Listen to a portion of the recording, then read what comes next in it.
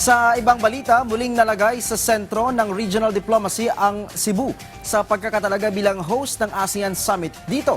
Pinag-usapan ang political, ekonomiya at security status ng Timog Silangang Asya. Alamin ang importansya ng ASEAN Summit sa ulat ni Jayco Cruz.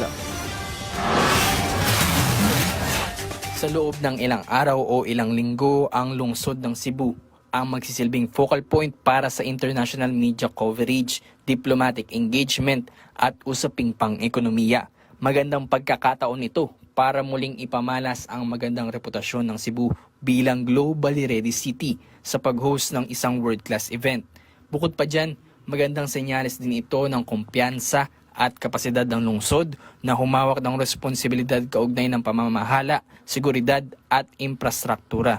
Sa usapin naman ng ekonomiya, malaking tulong ang okasyon sa pagtaas ng hotel occupancy, mataas na demand ng transportasyon at mataas na paggasta ng mga delegado at bisita sa mga lokal na negosyo, partikular sa turismo, retail at food services.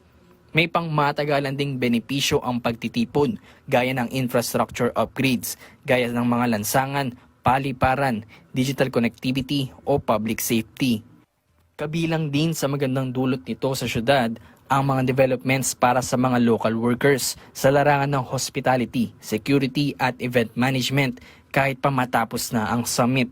Sa kabuuan, para sa mga Cebuano, ang pag-host ng ASEAN Summit ay katumbas ng pagpapalakas ng global network, pagbubukas ng mga future investments, partnerships at international events at nagbibigay sa mga local leaders at stakeholders ng pagkakataon para hubugin ang magandang direksyon ng ekonomiya at politika ng rehiyon ng Timog Silangang Asya. Jayco Cruz para sa Pambansang TV sa Bagong Pilipinas.